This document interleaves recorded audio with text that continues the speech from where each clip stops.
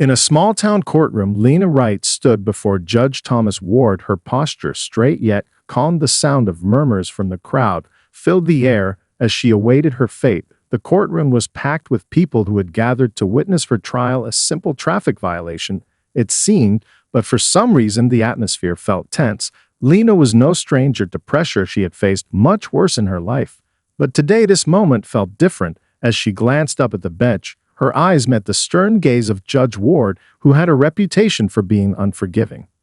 Lena had never imagined that a minor speeding ticket would bring her here in front of this judge, or that it would stir such an atmosphere of judgment. The charge was simple. She had been speeding in a school zone. She had been in a rush, nothing more to it, but the fine she was facing was anything but simple. It was steep, and as Judge Ward spoke, his voice was firm, almost cold. His words felt like a harsh sentence, more fitting for a serious crime than a simple mistake. The room grew silent. With every word he spoke, Lena's mind raced as she tried to process what was happening. Why was he being so severe with her? What had she done to deserve this? She had spoken briefly when asked by the judge, but her voice had been calm, steady. She had apologized for the infraction, explaining that she had been late for an important meeting, a chance to give back to her community, and had not noticed the speed limit had changed. As she hurried along the road, her words were respectful, but it seemed that it hadn't mattered to Judge Ward. He looked down at her with an expression that seemed almost dismissive as he wrote down the fine on the piece of paper. His gavel came down with a sharp tap, and the sentence was delivered, a fine that many felt was excessive considering the circumstances. The crowd reacted almost immediately. Some murmured in disbelief, others exchanged looks of confusion. Some even felt a sense of unease about the way she had been treated. Lena stood still. The fine was large, but she wasn't the type to show emotion in front of others. She simply nodded and accepted the ruling, even though she felt that the judgment was unfair. It wasn't about the fine itself. It was about the way it felt like a punishment for something more than just speeding. There was an unspoken tension in the air, a tension that made her wonder if there was something deeper at play. As she left the courtroom, Lena couldn't help but feel the weight of the moment pressing on her. She had been through wars, seen destruction firsthand, and covered some of the world's most dangerous conflicts, but nothing had prepared her for the way she felt in this small-town courtroom. She wasn't sure if it was because of her race or the way she carried herself as someone who had never backed down from a challenge. But she knew something didn't sit right with her. The fine might have been a minor issue, but the way she was treated felt personal. In a way she couldn't quite understand, her thoughts swirled as she walked out of the courthouse, feeling a sense of discomfort in the pit of her stomach. Lena Wright's story began far from the small-town courtroom where she had just been fined for a traffic violation. Born in a city that saw more than its fair share of struggle, Lena learned early that survival meant resilience. Raised in a modest household, she was the youngest of 3 children. Her mother worked long hours as a nurse, while her father, a man of few words but much wisdom, instilled in Lena the value of education and the power of determination. The world beyond her neighborhood was a mystery, one that Lena became eager to understand. From an early age, Lena had a fierce curiosity about the world around her. She spent hours reading books on history, politics, and current events, absorbing everything she could about the conflicts and challenges faced by people in faraway lands. Her high school years were marked by academic excellence, and despite the adversity she faced as a Black woman in a predominantly white school, Lena's grades were impeccable. She was determined to break barriers not just for herself, but for the generations of Black women who came after her. After graduation, Lena earned a scholarship to a prestigious university where she studied journalism. The path was not easy. She had to fight against stereotypes and prove herself in a field where women, particularly women of color, were often underestimated. But Lena thrived. Her professors were impressed by her passion and dedication, and soon she was contributing to the university's newspaper, writing investigative pieces on social justice issues and global affairs. It was during her time at university that Lena discovered her true calling, war correspondence. The decision to pursue a career as a war correspondent was not one Lena made lightly. It was a dangerous path, one that few would choose for themselves. But for Lena, it was the perfect way to combine her love of storytelling with her desire to shed light on the struggles of the world's most vulnerable people. Upon graduation, she wasted no time applying for a position with an international news organization. Her first assignment took her to the Middle East, where she covered the aftermath of an ongoing conflict. The sights, sounds, and emotions of war left an indelible mark on Lena, but she never faltered. She believed that telling the stories of the oppressed was her duty, even if it meant putting herself in harm's way. Over the years, Lena's reputation as a fearless and dedicated journalist grew. She reported from war zones across Africa, Southeast Asia, and the Middle East, always on the front lines, always risking her life for the truth. Her work earned her numerous awards, but it was the impact of her stories, the lives she changed with her words, that truly mattered to her. Her reports brought international attention to human rights abuses, displaced families, and the unseen struggles of those caught in the crossfire of war. Lena was not just a journalist, she was a voice for the voiceless. Despite her fame in the journalism world, Lena remained humble and focused on her mission. She didn't seek recognition, she sought justice. But in the small town where she had just been fined, no one knew who Lena Wright really was. To them, she was just another woman in a courtroom, standing before a judge who would decide her fate. They didn't know that she had stood face to face with warlords, interviewed refugees fleeing violent regimes, or comforted mothers who had lost their children to conflict. They didn't know that she had spent years telling the world the stories that no one else dared to tell. The news of Lena Wright's fine spread quickly throughout the small town, and the reaction was immediate. In the days following her court appearance, the town buzzed with conversation. Some people whispered about the severity of the fine. It didn't seem to match the nature of the infraction, and many felt uncomfortable with how the judge had treated her. Others, however, dismissed it as a minor incident, assuming it was just another case of a driver failing to follow the rules. But as Lena's name began to surface in local conversations, the tone of the debate started to shift. Some of the townsfolk were curious about Lena herself, trying to piece together who she was beyond the brief encounter in the courtroom. They saw a woman who appeared calm, but there was something about her, a quiet confidence, that sparked intrigue. Lena had never been one to draw attention to herself, but in a town that prided itself on its simplicity, a figure like hers stood out. She didn't fit the mold of the typical small-town resident. And yet there was an unspoken question lingering in the air. Why had she been treated so harshly by Judge Ward? A few of the town's residents, particularly those who were more aware of the town's history with racial dynamics, couldn't shake the feeling that there was more at play than just a simple traffic violation. Lena's blackness was a part of the conversation, though it wasn't always spoken aloud. The town had its fair share of uncomfortable history, and the unspoken tension between races had always been a quiet undercurrent.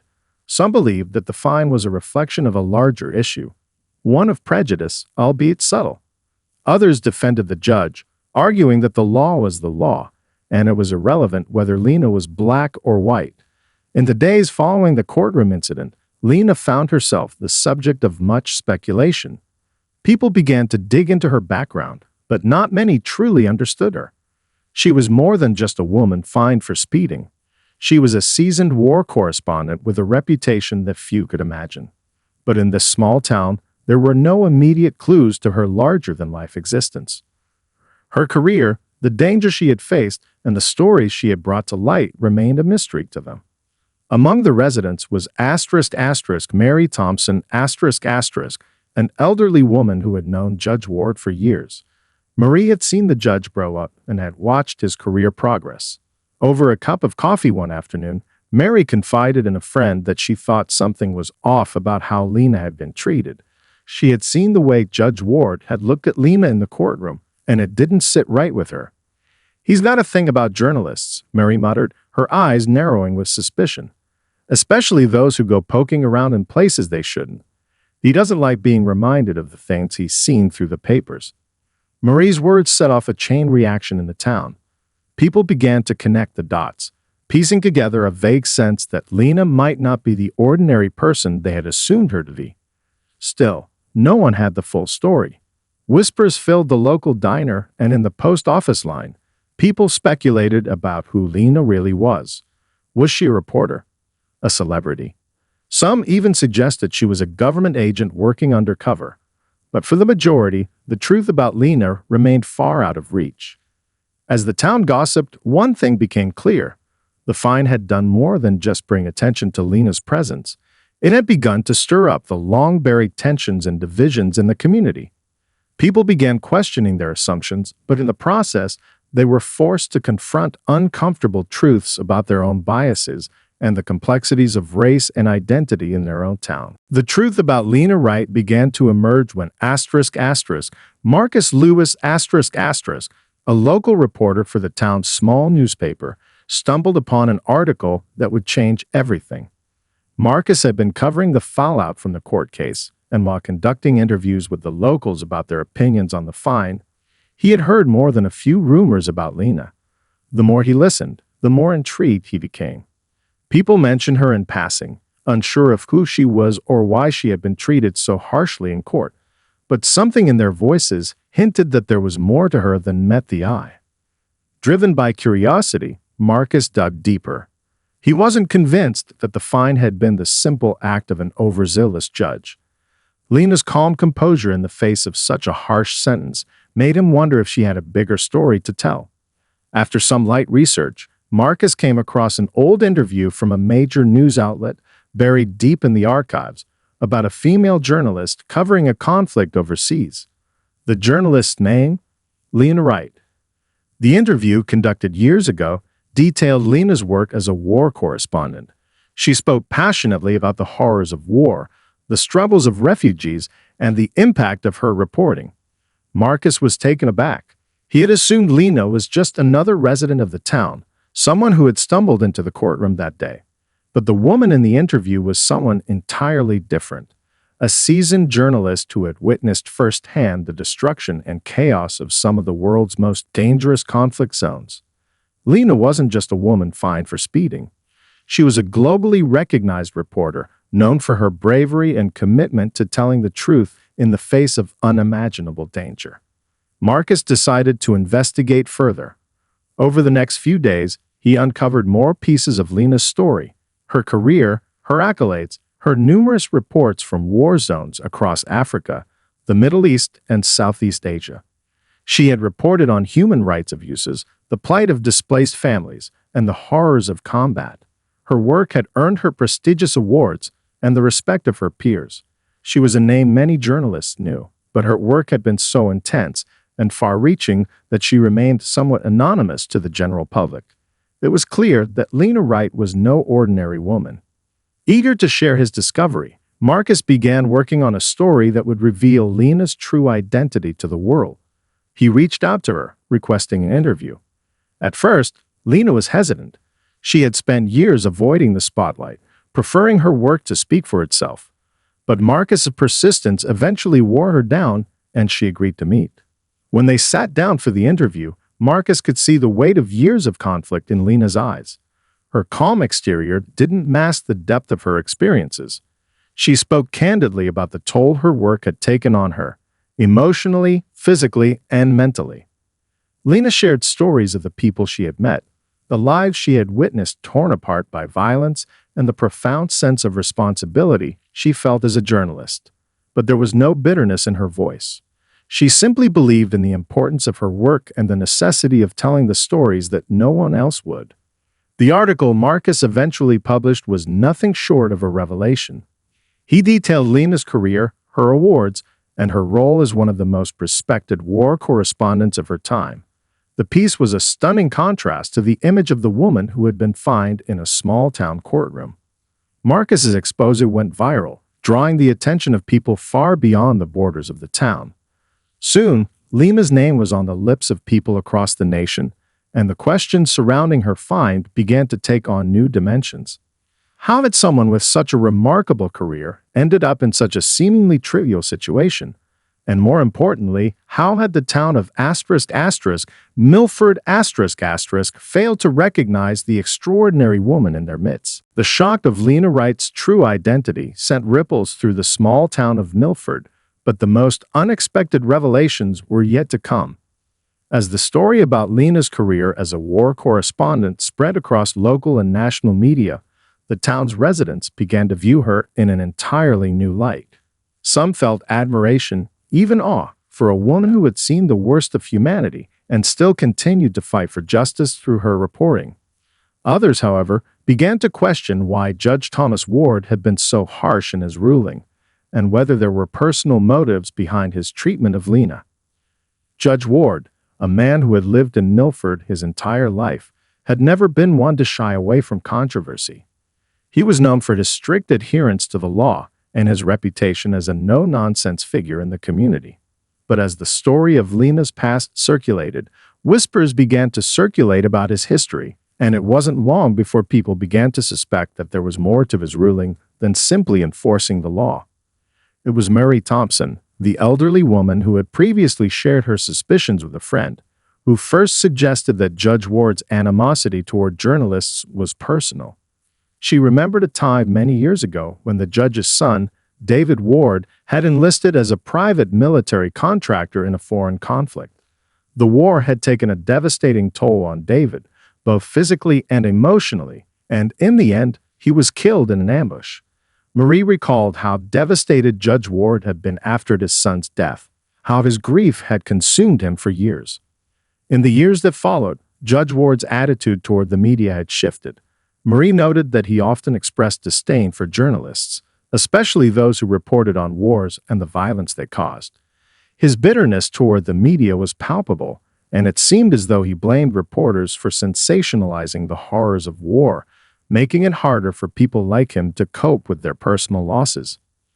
He always said that the media never showed the real cost of war, Mary told a local reporter. They just reported the headlines and moved on, never caring about the human toll it took. When Lena's story came to light, it became clear that Judge Ward might have seen her not just as a journalist, but as a symbol of everything he resented about the media's portrayal of war. To him, Lena's presence in Milford, a town that had suffered so much loss during past conflicts, was a reminder of the war that had taken his son. He saw in her not just a reporter, but someone who represented the very thing he had come to loathe, the dispassionate eye of the media that could capture the brutality of conflict without ever truly understanding its impact. As the days passed, the community's view of Lena shifted again. The revelation of Judge Ward's personal motivations for being so harsh toward her became a topic of heated discussion.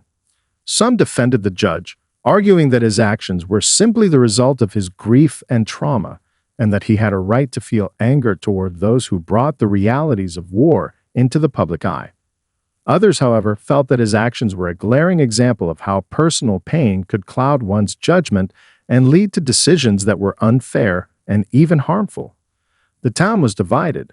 While some sympathized with Judge Ward's loss, many felt that Lena had been unfairly treated and that the judge had allowed his personal bias to influence his ruling. As the debate continued, one thing became clear.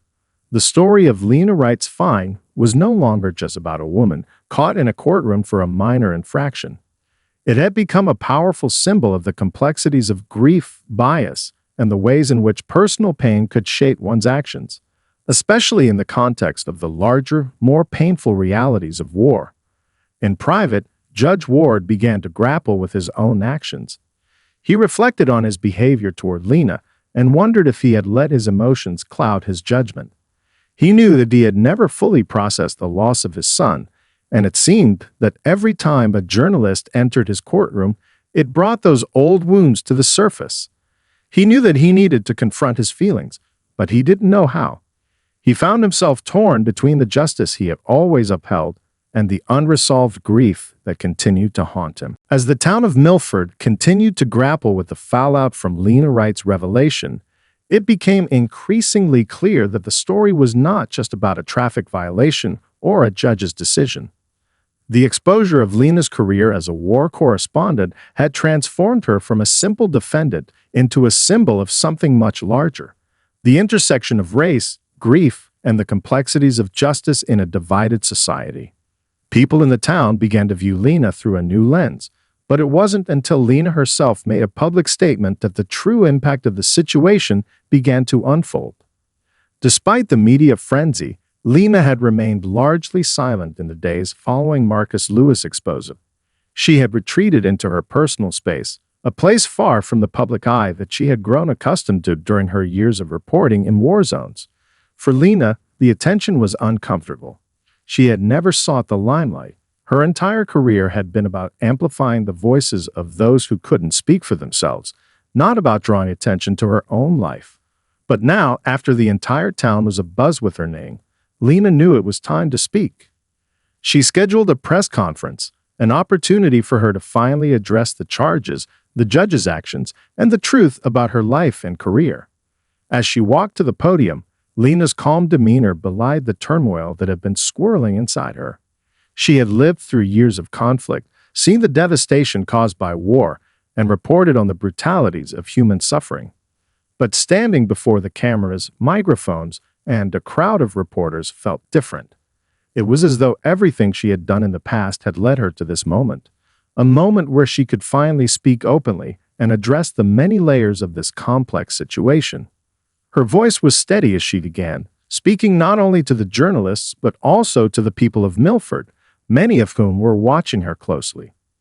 I stand here today not as a symbol of anything more than what I am, a person who has seen the world in its rawest form and has chosen to share those stories, Lena said, her words measured but filled with emotion. For years, I have covered wars that have taken lives, shattered families, and left entire communities in ruins. I've witnessed the horrors, the heartbreak, and the humanity that still endures in the most difficult of circumstances. Lena paused, her gaze sweeping across the room. But I am not here to talk about wars, or the people I've interviewed, or the stories I've told. I am here because of a fine, one that many of you may see as insignificant. But I've come to realize that this fine isn't just about breaking the law, it's about a much larger conversation. A conversation about justice, fairness, and what it means to judge others based on their actions and not their backgrounds or assumptions. Lena's eyes flickered toward the press, then toward the town hall where the public had gathered. The fine that was imposed on me was not just about a speeding ticket. It was about something deeper, something that I can only hope we can begin to talk about honestly. The decision made by Judge Ward, someone I've never met, someone who did not know who I am or what I've done, was harsh. But I believe that part of the reason it was so harsh was because of the way I am perceived. Perhaps it's because of my race, or perhaps it's because of the work I've done. I don't know for sure. What I do know is that the fine was more than just an infraction. It was a reminder of how people are treated when they don't fit the mold of what others expect them to be. Her voice grew softer, but it carried an undeniable strength. I've spent my career reporting the truth, no matter how difficult or uncomfortable it may be. And today, I stand here to tell my truth. I am more than a woman who received a fine. I am more than a black woman in a courtroom. I am a journalist, and I have seen the world in ways that many of you cannot imagine. And in doing so, I have come to understand the importance of justice, not just for the law, but for humanity. Lena's words reverberated through the crowd. As she finished her statement, there was a collective pause, a silence that hung in the air before the murmurs of the audience began. People were processing what they had just heard, and for the first time, the complex layers of Lena's life and her work began to truly sink in. The fine, which had once seemed like a small matter, had now become a focal point for a larger conversation on race, justice, and the personal biases that shaped how individuals, especially those in power, viewed others. For Lena, this was a moment of clarity, not just for herself, but for her community. In opening up, she had started a conversation that she hoped would continue long after the cameras had turned off. In the days following Lena Wright's powerful statement, the town of Milford was shaken to its core. People began to reconsider the entire situation from a different perspective, and the narrative shifted.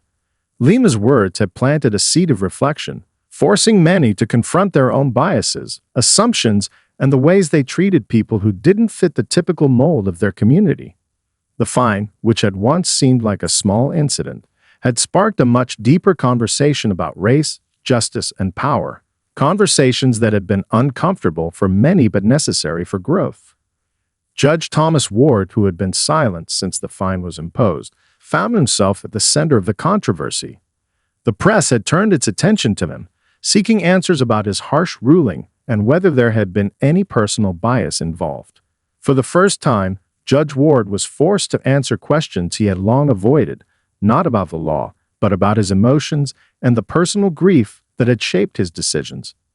The judge had always been a man of conviction, a person who believed in the law above all else. But in recent years, his rigid beliefs have been clouded by a deep, unresolved grief. The loss of his son, David, had been a wound that never fully healed, and in many ways, it had hardened his heart against the outside world. David had enlisted to fight in a foreign war, something Judge Ward had never fully understood.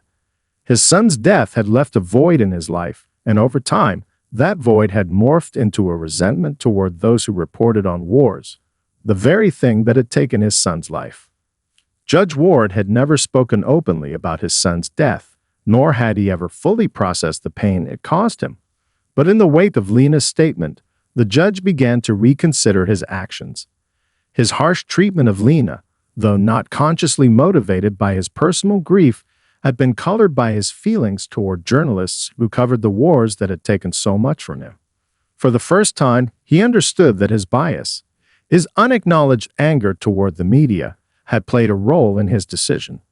He hadn't seen Lena as a person, but as a symbol of everything he resented about the coverage of war.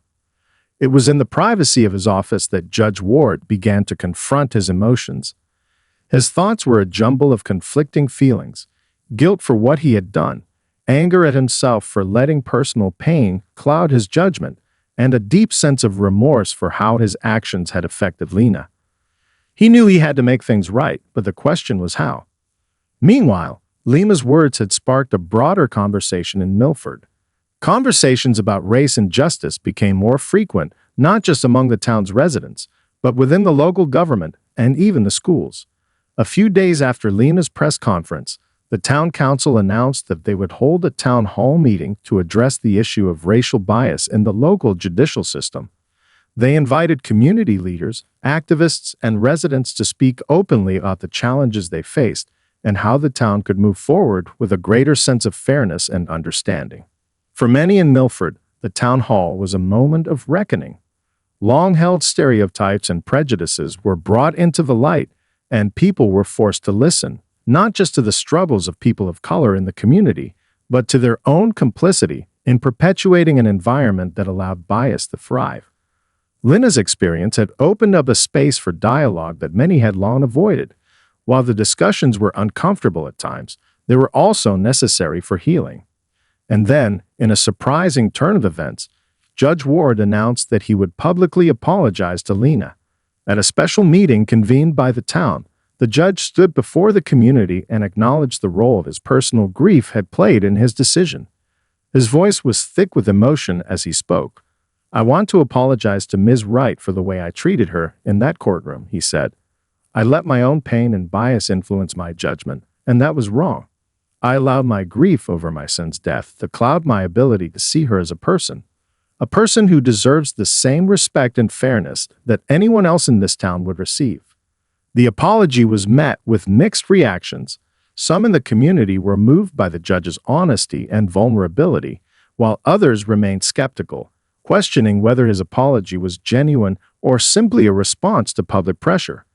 Regardless of the mixed opinions, one thing was clear: the event marked a turning point.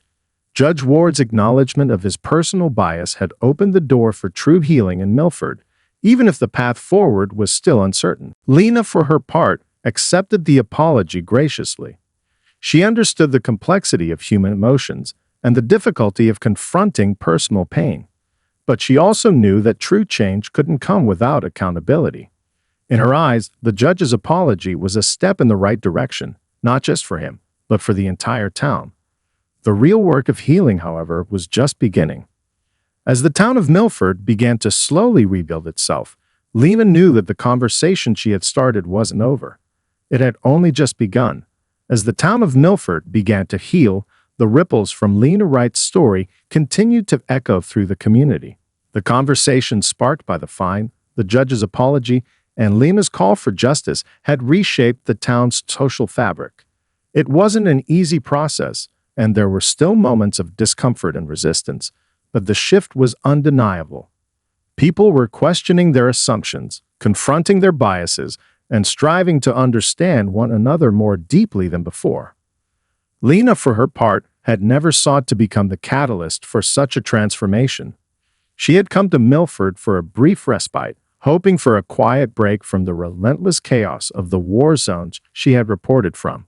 But she quickly realized that the small-town confrontation had opened up an opportunity to address much larger issues. Issues that weren't confined to distant battlefields, but were present in every corner of society. She felt a responsibility, not just as a journalist, but as a human being, to continue the dialogue. In the months that followed, Lena stayed in Milford longer than she had initially planned.